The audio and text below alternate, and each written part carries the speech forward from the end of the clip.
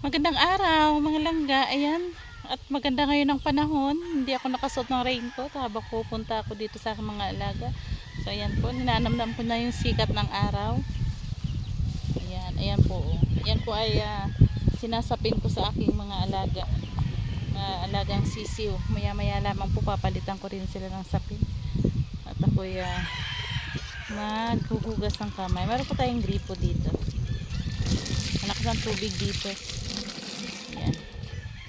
Hugas tayo ng kamay mga langga. At ako ay galing doon sa kabilang sisiw natin. Pinakain ko po sila ng merienda para po naman hindi sila malipasan ng gutom. Kasi mamayang hapon pa tayo magpapatuka ulit. So isasara lang natin mga langga ito at baka maglabasan yung ating iba pang sisiw. Ayan, pupunta tayo doon. Doon po tayo pupunta. Ayan mga langga. Tingnan natin dito mga langga ang ating sisiw. Baka wala na silang pagkain. Ayan.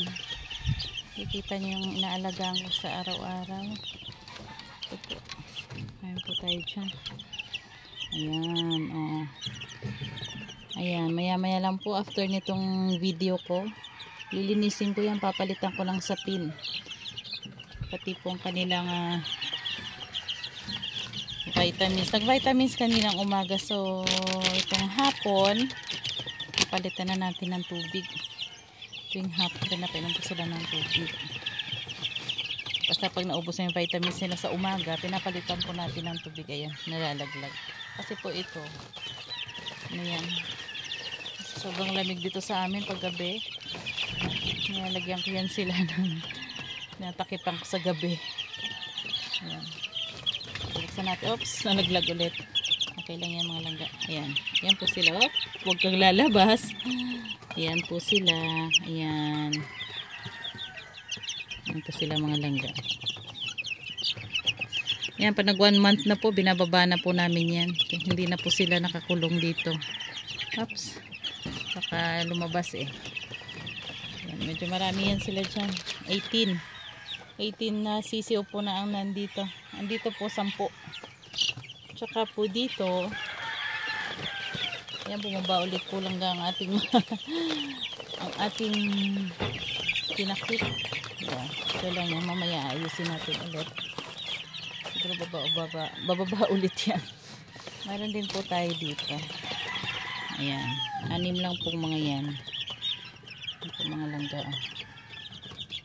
Ayan. Mayroon pa naman silang pagkain, so hindi pa tayo magbibigay ngayon. Pag naubos na lang. So, pero din po tayo dito mga langga. Iikot lang ako. So medyo dito.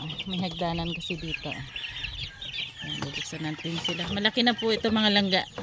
Kailangan natin ito ilipat bukas. Kasi 1 month na yan eh. So pag 1 month, pinababa na po namin. Kailangan may lupa na sila. Merong na tutuka-tuka na mga damo. Ayan. Para ma-exercise na ang kanilang mga tuhod. Nakakahigahig na sila sa lupa. After 1 month lang namin sila kinukulong. Diyan. Tapos baba na. Ayan po mga langga. Ang aking nililinisan, ginagawa ng yan ang ginagawa ko araw-araw, naglilinis umaga, tanghali at hapon. Yan po, pinapalitan ko ng kanilang sapin, yung kanilang sa umaga vitamins, sa hapon tubig. Agad pang oras pag ubos na yung vitamins na binibigay ko, pinapalitan ko na po yan ng tubig para naman po mayroon din silang tubig na maiinom. Yan, harvest na natin yan bukas. Yan po, kung hindi mamayang hapon, bukas tatali na natin yung mga yung mga malalaki na dyan. Naka-ready na po yung paglalagyan ng mga yan. Kanilang sa tipi na yan sila. Yan, meron po yan mga langga. May mga tali na yan na meron na yan tali na maiiksi. Yan yung mga paa nila, may mga tali niya na mga iksi. Yan, pagayan yan. Ayan po. Yan. Lagyan na namin. para po masanay na sila. So, yun lamang po. Salamat sa panonood ng aking mga video, mga langga. Sana po suportahan nyo po ang aking maliit na channel. Maraming salamat po. Please subscribe my channel, mga langga. Thank you in advance. Sana po manood pa po kayo sa aking mga next video po. Magandang hapon at magandang araw. Bless us all.